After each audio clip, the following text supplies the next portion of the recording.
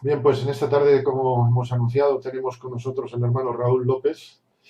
Él es miembro, como decía, de la Primera Iglesia Bautista de Madrid, en la calle General Laci. Para que os orientéis, está cerca, muy cerquita de la estación de Atocha de Madrid, donde fueron los atentados famosos el 11M, en el año 2004. Y le hemos invitado para que tengan esta tarde con nosotros la palabra. Él es director desde hace ya algunos años del Ministerio de Mayordomía, lo que es la tesorería, ¿eh? Muchos se acuerdan de él, lo llaman, ¿verdad? Yo creo que a veces más que a otros, para ofrendar, por supuesto, no estoy diciendo otra cosa.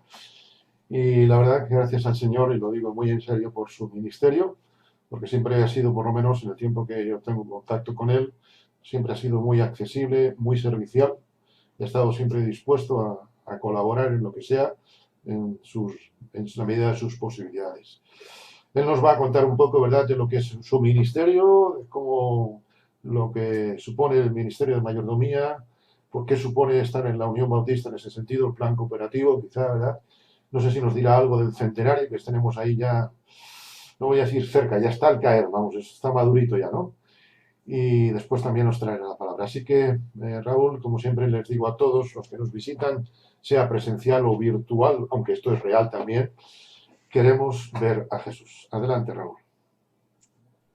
Muy bien, pues muchas gracias por la invitación. La verdad que me hubiera gustado estar con vosotros en vuestra iglesia, junto a vosotros presencialmente y bueno, más adelante seguro que habrá ocasión y espero poder visitaros y poder acompañaros.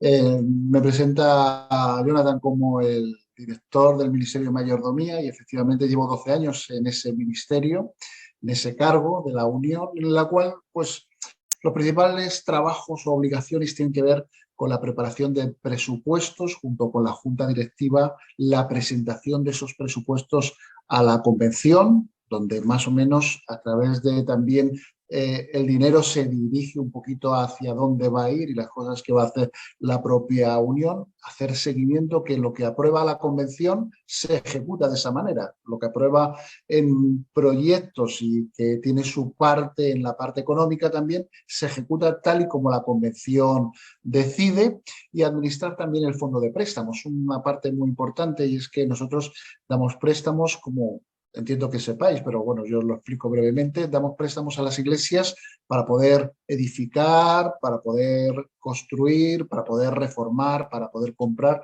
no grandes préstamos, pero sí lo suficiente como para poder ayudarles a poder dar un paso adelante en el mundo de la edificación de la iglesia, ¿no? Que es una parte importante, porque ya sabéis que a veces el crecimiento de la iglesia está sujeta a las paredes de la iglesia, no solo a nosotros y a lo que hacemos, sino al tamaño de la gente que puede reunirse. Eso está muy estudiado por los estudiosos del crecimiento y entonces nosotros ayudamos también a las iglesias a que puedan tener, digamos, un préstamo barato o prácticamente gratuito y sobre todo con muchas facilidades para poder trabajar en ese área, ¿no? Y nosotros desde el Ministerio de Mayordomía ayudamos. Y hay otra parte más importante, por supuesto más importante que la de tesorería, que todo el rato nombra a Jonathan, y la parte que más me gusta a mí es tratar de inspirar y formar en el concepto de mayordomía bíblica integral, que es además una de las partes más importantes. Lo que pasa es que realmente a la gente luego le preocupa mucho más todo el tema de ¿y qué pasa con los dineros? Pues con los dineros damos toda la información, como explicaré ahora es parte del propio ministerio el dar información, pero realmente a mí lo que más me gusta es estar en esa parte también de inspiración y formación. Y es lo que vengo a hacer esta tarde también con vosotros, como el pastor Jonathan me decía, oye, por favor, explica un poquito de ministerio tuyo y demás, y digo, bueno, pues la parte más importante para mí es hablar de mayordomía y es lo que voy a hacer con vosotros y por eso voy a compartir con vosotros esto que yo llamo apuntes de mayordomía, que son algunas notas. Voy a tratar de no enrollarme mucho, pero realmente yo trabajo mucho este tema y podría estar hablando varias horas y varias conferencias y tener varias secciones, pero vamos a tratar de quedarnos en lo más básico y también importante. De manera que el tema de lo que vamos a hablar es mayordomía. La verdad es que cuando hablamos de mayordomía pensamos que es algo quizá ajeno a nosotros. Si yo preguntara a quién de vosotros se considera buen mayordomo, en el sentido de mayordomía bíblica, sin explicar mucho más, muchos además también se sentirían, bueno, pues yo puedo serlo. O si no, lo que pasaría, que es algo que pasa muchas veces, es, bueno, ese es un área muy privada mía. ¿Por qué te atreves a preguntar? ¿No? Y ahí parece como que cuando hablamos de mayordomía hablamos de algo en lo que igual solamente nosotros podemos opinar. Pero nosotros lo que vamos a tratar es de fijarnos en la palabra, ver lo que nos dice. A veces, cuando hablamos de mayordomía, lo asociamos a dinero, lo asociamos al diezmo, pero nosotros hoy no vamos ni a hablar de dinero ni a hablar de diezmo, vamos a hablar de mayordomía. Y bueno, a lo mejor si nombramos el dinero alguna vez, aunque sea solo para decir que no quiero hablar apenas de dinero, porque para mí mayordomía es mucho más que solo el dinero. Mayordomía es una palabra rara. En principio, muchas veces ni siquiera la entendemos, porque si hacemos lo que se suele hacer, que es buscar en Google qué significa, o en el diccionario de la Real Academia Española de la Lengua, los significados no van a responder al significado de mayordomía bíblica, porque el objeto de esos diccionarios y esas búsquedas son diferentes. Para encontrar el significado de mayordomía bíblica, debemos ir a la palabra. Mayordomía es una palabra cuyo origen etimológico, bueno, cómo el significado suyo lo cogemos de la palabra que se utiliza en griego, ¿no? En el Nuevo Testamento, que es oikonomía, que eso ya nos suena un poquito más por aquello de economía, ¿de acuerdo? Y es una palabra griega compuesta de dos partes, de oikos, que significa básicamente casa, y nomía, que significa la ley. Por lo que al leer la palabra de mayordomía, pues alguno o economía pensaría, bueno, pues de lo que va a hablar es de la administración de la casa. Pero realmente la palabra oikos, que igual os suena porque, por ejemplo, los yogures griegos se llaman así oikos, tratando de buscar ese tema casero, pero la palabra oikos, en el uso que se hace en el Antiguo Testamento traducido al griego, la Septuaginta, tiene un significado muchísimo más amplio. Y a veces responde pues a familia, a veces a casa, por supuesto, a raza, a descendientes, habla a veces de la nación, habla a veces incluso de la prisión, refiriéndose a ese oikos, de manera que es un concepto mucho más amplio que solamente la casa. No sería la norma, porque al leer la palabra mayordomía en las Biblias en español no debería llevar al lector a la conclusión de que exclusivamente estamos hablando de asuntos domésticos. Estamos hablando de cosas materiales, sí, pero también estamos hablando de valores espirituales. En cualquier caso, si usamos o si hiciéramos una exégesis de palabras de sitios donde aparece, pues será el contexto el que nos dará todo el significado de esa palabra en el texto bíblico. La Biblia trata la mayordomía como un tema integral y completo en la vida del creyente y la enseñanza bíblica. Nunca separa mayordomía religiosa de mayordomía en nuestra vida. Es decir, cuando hablamos de esto, hablamos de una cosa completa, hablamos de un estilo de vida. Cuando se habla de mayordomía, hablamos del sujeto y el objeto de la mayordomía. El objeto de la mayordomía sería el don, aquello que hay, ¿no? Sea de la naturaleza que sea, aquello que ha sido delegado al individuo, y si hablamos del sujeto de la mayordomía, sería aquel que realiza en sí la acción. En este caso, cualquiera de vosotros, nosotros o el ser humano en general que ha recibido esa dádiva de Dios. Por lo que empezaremos por el principio y es reconociendo que todo lo que tenemos proviene de nuestro Dios. Ese es el principio básico cuando hablamos de mayordomía, el principio de soberanía de Dios sobre todas las cosas, que nace además del reconocimiento de que tenemos un Dios creador. Y eso es presentado en toda la Biblia. En el texto bíblico, nada más abrirlo, todos recordáis cómo empieza la Biblia, Génesis 1:1. En el principio creó Dios los cielos y la tierra. Y el hecho de que sea la primera afirmación nos viene a mostrar la importancia que Dios le da a esa sentencia, a esa frase. Pero también en el Nuevo Testamento, en el Evangelio de Juan, cuando empiezas a leerlo, Juan 1:3, dice, todas las cosas por medio de él fueron creados y sin él nada de lo que ha sido hecho fue hecho.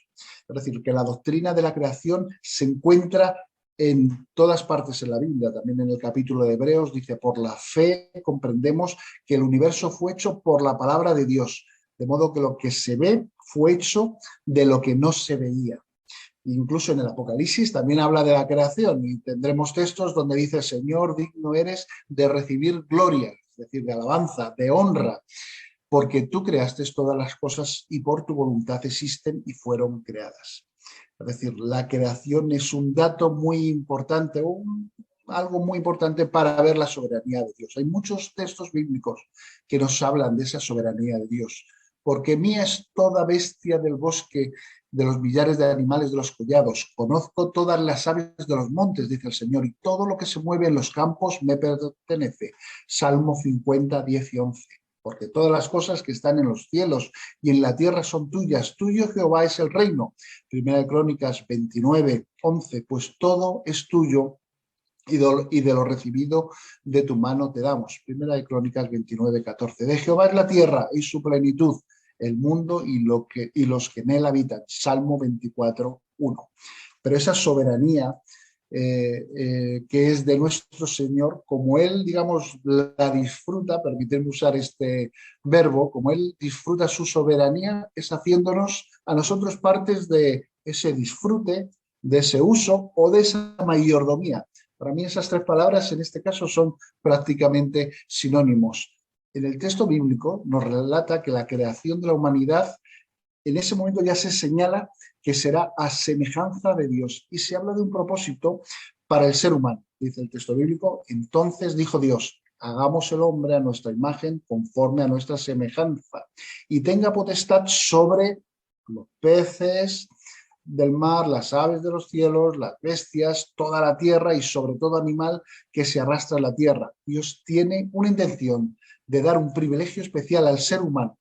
Ya sabemos que esa potestad a veces nosotros lo hemos entendido un poquito regular, pero el ser humano recién creado es bendecido a través de las siguientes instrucciones que el Señor da. Dice: fructificad y multiplicaos, llenad la tierra y someterla, ejerced potestad sobre ella, o como dice la Dios habla hoy, que se entiende mucho mejor, tened muchos hijos y llenad el mundo, gobernadlo y dominar sobre él. Primero está la intención de Dios confirmada con las órdenes a los seres humanos para que sepan sus obligaciones, aunque deberían ser percibidas como un privilegio, como un regalo de Dios. La soberanía de Dios no se limita a las posesiones, también hay cosas inmateriales incluidas en la soberanía de Dios. Dice en Santiago 1:17, toda buena dádiva y todo don perfecto desciende de lo alto, del Padre de las luces, en el cual no hay mudanza, ni sombra, ni variación. Con lo cual incluso nos está abriendo una nueva dimensión, pues el Señor es soberano, no solo es soberano absolutamente sobre todo. Todo aquello que Dios ha entregado, incluyendo dones, tiempo, conocimientos, cultura y relaciones sociales, todo ello debemos reconocer la soberanía de nuestro Señor sobre ello. Hablar de mayordomía no es hablar solo de posesiones y mucho menos de solamente posesiones materiales. Podríamos hablar de mayordomía de las amistades, podríamos hablar de mayordomía de la influencia, podríamos hablar de la mayordomía de tus conversaciones, mayordomía de tu servicio. Pero ese tú que estoy usando con carácter posesivo y que lo digo adrede, debe entenderse como una delegación, un préstamo generoso que ha hecho nuestro Señor sobre nosotros, según el concepto de soberanía que hemos explicado. Y Jesús además nos trata de una manera diferente, no como esclavos ni como asalariados en ese disfrute, entender esa palabra, de las posesiones. En el Nuevo Testamento Jesús apunta a una nueva relación especial. Y por eso dice: ya no os llamaré siervos, porque el siervo no sabe lo que hace su Señor, pero os he llamado amigos, porque todas las cosas que oí de mi Padre os las he dado a conocer. Y hay un cambio de terminología y hay un cambio de relación. Ya no usa ese otro término, doulos, que a lo mejor lo habéis oído alguna vez, que significa esclavo, sirviente, siervo, referido a alguien que obedece órdenes, que las obedece sin cuestionar y que no tiene ninguna capacidad de decisión. Ahora el Señor Jesús usa otro término, filos, ¿no?, que hemos traducido por amigo o amado, alguien cercano, alguien que independientemente de las funciones que realice en la vida, tiene esa proximidad a nuestro Señor. Y como sabéis, incluso Pablo también nos trata de colaboradores de Dios. Ese es el término que también aplicaríamos a esto. Entender esto implica de una manera que es diferente cómo tienes que vivir. Quizás de otra manera de traducir mayordomía podría ser, y lo he usado un par de veces, es disfrute de las cosas, pero no en un sentido de disfrutar en plan negativo, sino en el mismo sentido en que nosotros entendemos que nuestro Señor estaba disfrutando de la creación en el momento en que está también creando. Pero a esto hay muchos ejemplos que podríamos aplicar. ¿Qué pasa con la naturaleza? Debe ser cuidada por los partidos verdes, por aquellos que muchas veces ni siquiera tienen relación con el creador de esa naturaleza, no le reconocen como Dios.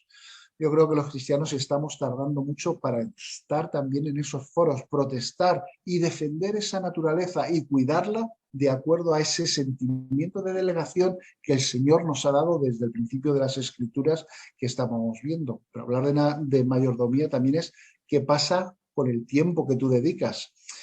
El tiempo es un bien finito. No vamos a tomar mucho tiempo. Otra de las cosas que me gusta hacer es desarrollar el tema del tiempo, pero no lo vamos a desarrollar mucho. Pero ¿en qué lo dedicas? ¿Lo administras bien? ¿Lo usas con mayordomía? ¿Lo dedicas a obedecer a nuestro Señor o lo dedicas a, llámese, exceso de televisión, exceso de internet o incluso exceso de lectura? Porque si la lectura no la utilizas tampoco para dar gloria a nuestro Señor en lo que haces, quizá también hay que cuestionarlo. ¿Disfrutamos de nuestro tiempo como don divino? ¿Qué sucede con tus dones, con tus habilidades? ¿Cómo trabajas ese tema en relación con Dios y con la Iglesia? ¿Qué es esa cosa tan especial que sabes hacer, ese privilegio, ese don que a veces incluso reconoces que es del Señor y que todavía no lo estás disfrutando para la gloria de Dios y edificación de su Iglesia? Piénsalo. Mayordomía integral es un estilo de vida y una vida de disfrute en el Señor.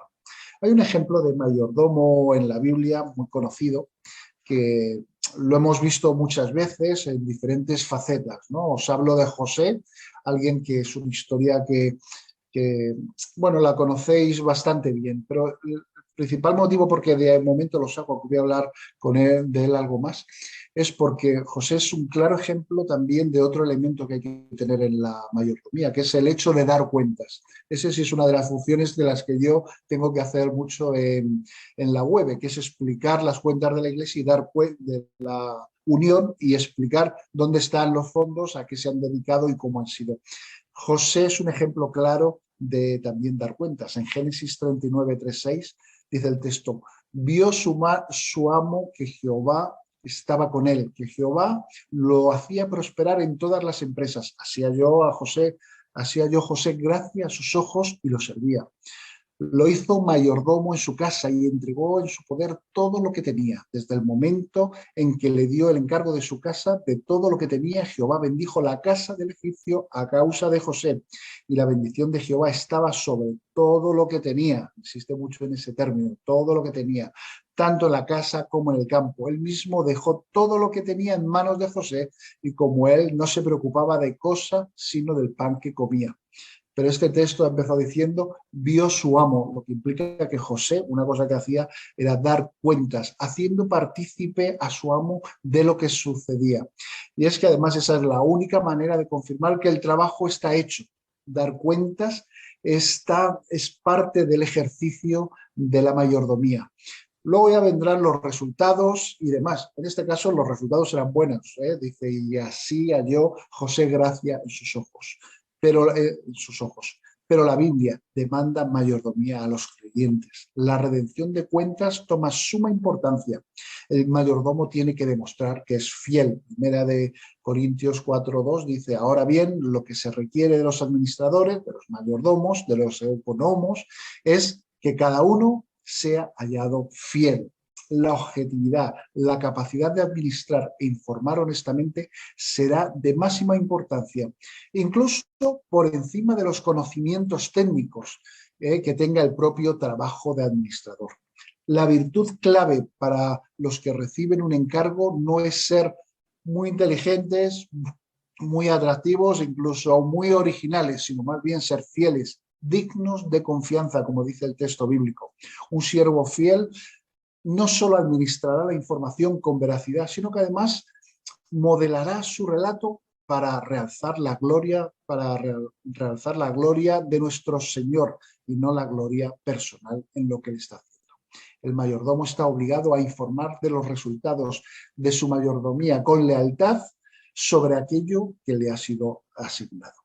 Por ya ir terminando, José ejerció mayordomía con el dinero, pero no solo con eso, sino que, como dice el texto del tiempo que estuvo con Potifar, desde el momento en que se le dio el encargo de su casa y de todo lo que tenía. Y así vemos los efectos. La vida de José se le puede analizar desde el punto de vista de mayordomía bíblica. Y vemos a alguien que en su infancia, recordáis que José llevaba al padre información, noticias de la mala conducta de sus hermanos. ¿Qué responsabilidad más grande? Yo sé que algunos dirán, no, es que era un chivato. O realmente lo que hacía era mayordomía de la información. También hizo mayordomía de su cuerpo. ¿Recordáis en Génesis 39? Le ofrecieron sexo y quizás incluso más influencia de la que él tenía. Y él supo rechazarlo. Por supuesto, tuvo consecuencias negativas. Sabéis que de ese episodio acabó en la cárcel. Pero la verdad que él fue fiel a la delegación que el dueño había hecho sobre él, aunque tuvo alguna consecuencia negativa, pero a la larga fue de bendición. En Génesis 41 se habla de la mayordomía del tiempo que él hizo. En el versículo 45, José se despide del faraón y empieza a viajar por todo Egipto para ver cómo se han implementado todas esas normas y cosas que habían estado haciendo antes, producto también de unos sueños que había tenido, una revelación del Señor. Tiene una mayordomía estupenda también de los recuerdos. Dice en el versículo 51, Dios me ha hecho olvidar todos mis sufrimientos y a todos mis parientes. No tener rencor, saber cómo usar los recuerdos, sigue siendo también mayordomía de tus recuerdos. Tuvo mayordomía en sus sentimientos. Dice en el versículo 51, Dios me ha hecho olvidar todos mis sufrimientos. Perdón, de los sentimientos, he dicho lo de los recuerdos. Tuvo mayordomía en sus sentimientos y en el capítulo 42, en el versículo 24, dice que José se apartó de ellos y se echó a llorar. No era el momento de sentimentalismos y supo administrar sus sentimientos. ¿Cuántas veces nos equivocamos y o mostramos en demasía o en exceso o reduciendo nuestros sentimientos cuando tenemos que hacerlo de una manera adecuada? Pues también hay que hacer una perfecta ejecución de esa administración, si queréis usar esa palabra, de nuestros sentimientos. Y también ejerció una magnífica mayordomía de las influencias y autoridad con todos sus hermanos. José les dio a comer de lo que él tenía en su propia mesa, dice en el versículo 24, y a Benjamín le dio mucho más que a los demás. José y sus hermanos bebieron y se alegraron juntos. Su influencia y autoridad resolvió el problema de la familia. Si alguien piensa sobre José, muchas veces se dice que era excepcional porque era interpretador de sueños. Yo, estudiando el texto bíblico, lo que veo es alguien que tuvo la capacidad también de diseñar un plan de trabajo, de presentar un plan de acción a Faraón ante una situación de crisis, que le colocaba además como administrador general, que consiguió que ese plan se aprobase y que ayudó también para implementarlo y que además tuvo capacidad de dar cuentas de todo lo que él hacía. Creo que José disfrutaba de lo que hacía. Disfrutar, recordáis que usábamos el término antes, y para mí eso es mayordomía. Termino y quiero decir que el resumen, cuando vayamos a aplicar mayordomía, es reconocimiento de que todo es de Dios, Él es soberano, reconocimiento de que la soberanía de Dios no se limita a las posesiones, tiene que ver con una manera de vivir determinada, y reconocimiento que al Señor también deberemos dar cuentas de la mayordomía, porque reconocemos que todo lo que tenemos viene delegado de Él. Vivir la mayordomía para mí no es una opción, es un deber cristiano, consecuencia de las creencias que tenemos, de lo que creemos, de lo que decimos que creemos, de lo que dice en su palabra. Y termino simplemente lanzándote un reto. Busca en tu vida qué cosas no estás sometiendo a la soberanía de Dios, porque esas cosas no las estarás administrando correctamente. Puede ser el dinero también. Decíamos que al principio la mayordomía lo ubicábamos con dinero. Puede ser el dinero también. El Señor lo que no nos hace es pedirnos el 10% de nuestra vida, de nuestro dinero y de cualquier cosa. El Señor nos da el 100% y sobre ese 100% y cómo lo administramos es que nos pedirá cuentas. De manera que analicemos eso y todas las cosas que tienen que ver a nuestro alrededor, pongámoslos bajo ese prisma. Y hagámoslo en confianza de que el Señor y su provisión siempre estarán acompañándonos. Que el Señor os bendiga.